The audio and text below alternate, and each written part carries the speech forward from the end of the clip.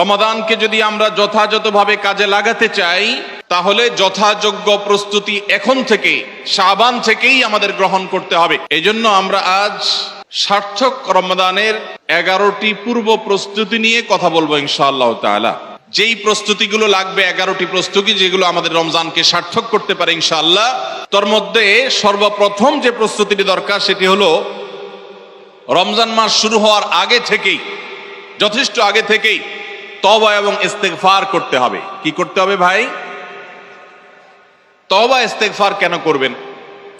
তওবা ইস্তেগফার তো সারা বছরের রুটিন আমল। অনেক সময় গুনাহগুলো ইবাদতের ক্ষেত্রে বাধা হয়, গুনাহের কারণে আল্লাহর ইবাদতের তৌফিক হয় না। নাম্বার 2, আল্লাহ রাব্বুল আলামিন রমজানের এবং সিয়ামের যে ফজিলতের কথা বলেছেন, নবীজি সাল্লাল্লাহু আলাইহি ওয়াসাল্লাম যেসব ফজিলতের কথা বলেছেন, মর্যাদা, মাহাত্ম্য, তাৎপর্যের কথা বলেছেন, এগুলোর আলোচনা, পর্যালোচনা এগুলো এখন থেকে শুরু করা। আপনার অফিসে, বাসায় বিভিন্ন রকমের হাদিস, রমজানের ফজিলত, সাহারি ইফতারের ফজিলত, গুনাহমুক্ত থাকার ফজিলত, তাকওয়া চর্চার ফজিলত, রমজানের আমল, এগুলো এখন থেকে জানাশোনা শুরু করে দেন। এখন থেকে এটা রিহার্সাল শুরু করেন।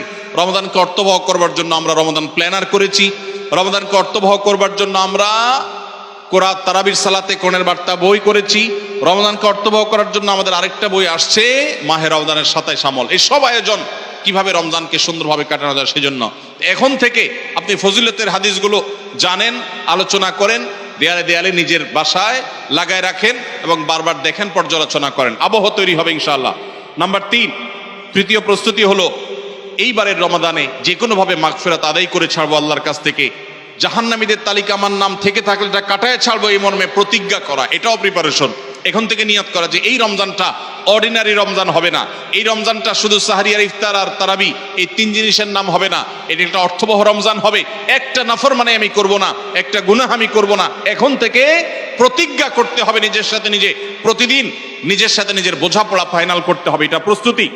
নাম্বার 4, বিগত রমাদানের যদি কোনো রোজা কাজা হয়ে থাকে সেগুলো সব আদায় করে শেষ করতে হবে শাবানের মধ্যে। নাম্বার 5, শিরক এবং হাসাদ, হিংসা, এগুলোর কারণে আল্লাহর সাধারণ ক্ষমার উপযুক্ততা মানুষ হারিয়ে ফেলে, সেগুলো থেকে মুক্ত থাকার প্রতিজ্ঞা করে মুক্ত থাকার জন্য চেষ্টা করতে হবে এখন থেকে। যে শিরক থেকে থাকলে জীবনে কখনো সেই শিরক থেকে মুক্ত হওয়া, অন্তরে কার প্রতি হাসাদ থাকলে সেটাকে দূর করা, তার কল্যাণকামী হওয়া, এগুলোর মধ্য দিয়ে রমজানে যে সাধারণ ক্ষমা হবে তার জন্য নিজের উপযুক্ততা তৈরি করা, এটাও রমজানের প্রস্তুতির অংশ।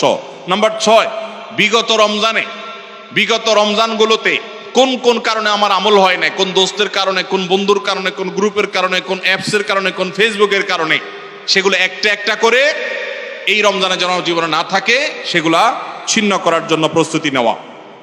নাম্বার 7, রমজানের মাসলা মাসাইলগুলো জানা, এটাও রমজানের প্রস্তুতির অংশ, এখন থেকে সেটা করা।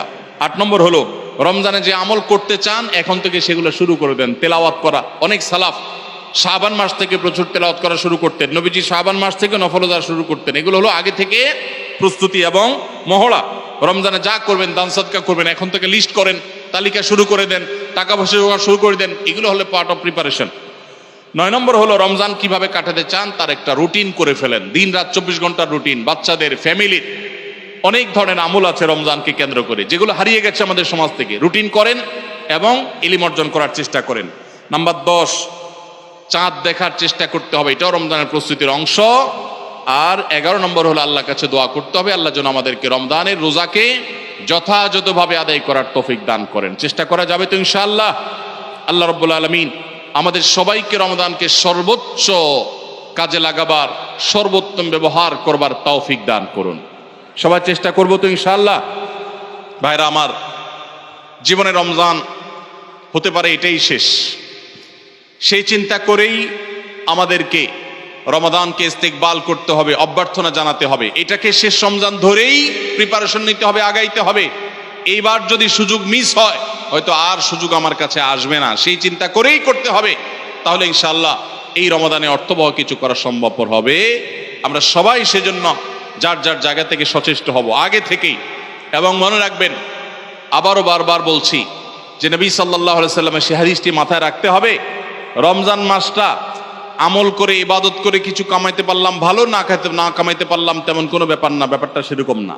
ব্যাপারটা হলো যদি এই মাস চলে যায় আর অবহেলায় আপনি আল্লাহর কাছ থেকে মাগফিরাত আদায় করতে না পারেন, তাহলে বাউদামান আদরাকা রমাদান ওয়া লাম ইগফার লাহ, এই হাদিসের মেজদাক হবেন আপনি, এই হাদিসের প্রয়োগ ক্ষেত্র হবেন আপনি।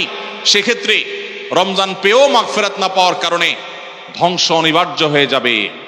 এটা শুধুমাত্র শখের বিষয় না, এটা ডু অর ডাই এর মতো ব্যাপার। আপনি রমজান পাইলেন না, মাগফিরাত পাইলেন না, জাহান্নাম নিশ্চিত হবে। অতএব যারা বাঁচতে চাই তারা এখন থেকে প্ল্যান প্রোগ্রাম করা যাবে না ইনশাআল্লাহ।